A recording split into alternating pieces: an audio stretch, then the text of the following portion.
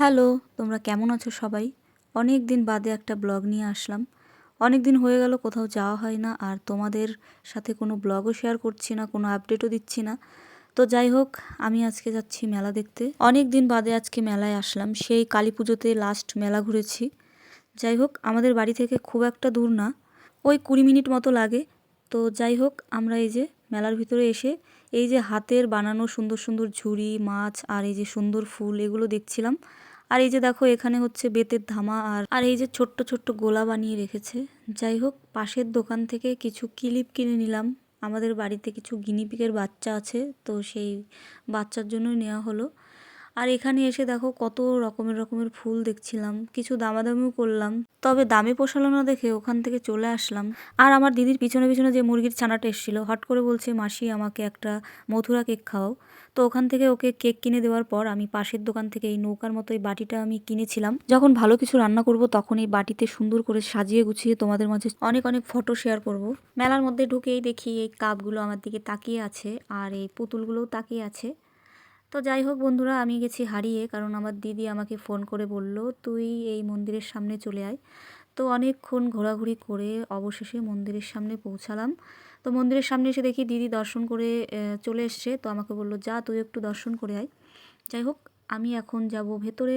তো চলো তোমাদের একটু মন্দিরটা দর্শন করাই আর ভেতরের ঠাকুরটাও দর্শন করাই।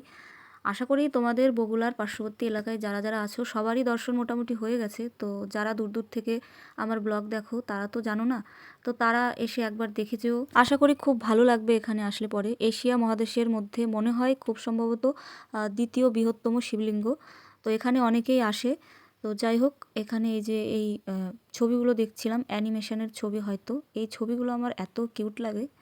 যাই হোক, অনেকক্ষণ ধরে ঘোরাফেরা করলাম, অনেক কিছু কেনাকাটা করলাম, অনেক কিছু কেনাকাটা করেছি। তো টেনে নিয়ে যেতে পারছিলাম না, তাই এই দাদাটাকে বললাম, দাদা ব্যাগের মধ্যে সব ভরে নিন।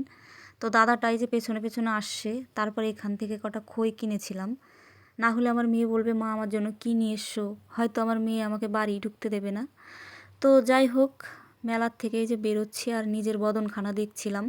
আজকে বাড়ির থেকে বেরোনোর সময় খুব একটা সাজগোজের মুড ছিল না, তাই এই যে তেল দেওয়া মাথায় চলে এসেছি, কারণ বেশি সাজলে তোমরা যদি আবার নজর দাও তার জন্য। আর এই ছ্যামরাখানা খালি আমারে জ্বালায়, বলে মাসি এটা কিনে দাও, ওটা কিনে দাও। যাই হোক, বাড়ি ফিরছি, তোমরা আবার ভূত দেখে ভয় পেও না, তাই একটু লাইট জ্বালিয়ে দেখিয়ে দিলাম, এটা কিন্তু ভূত না, এটা আমার দিদি। পাশ থেকে আবার আমার ভাগ্নে উকি মেরে দেখে, উকি মেরে দেখছিস কেন রে, তোর মা আমাকে কিছু খাওয়ালো না, তুই আমার অনেক টাকা খরচা করে দিলি। যাই হোক, দিদির ভয়ের জ্বালায় ট্রেনটা সামনে দিয়ে চলে গেল, ট্রেনটা তো পেলাম না, তাই ভাবছিলাম কি কি কিনলাম না কিনলাম। তো সেগুলোই তোমাদের সাথে শেয়ার করি। তো মেলায় গিয়ে এই যে দেখো, একটা সোনার কানের তা কিনেছিলাম, আর এই যে এতগুলো ক্লিপ কিনেছি আমার মেজদির গিনিপিকের বাচ্চার জন্য। তো বাড়ি এসে একটু ফেসবুকটা অন করেছিলাম, দেখি অনেকেই আমাকে এসএমএস করেছো যে আজকে তোমাকে দেখলাম, আজকে তোমাকে দেখেছো, তাতে আমি কি করব বলো তো? এটা নিয়ে আবার বলার কি আছে? আমি কি তোমাদের জন্য একটু মেলাঘাটেও যেতে পারবো না বলো তো? আমি কোনো সেলিব্রিটি নই, আমিও একজন নর্মাল পার্সন, তো আমাকেও চলতে ফিরতে হবে। যাই হোক, ভিডিওটা কেমন লাগলো জানিও। দেখা হচ্ছে পরের ব্লগে। সবাই ভালো থেকো, সুস্থ থেকো, টাটা।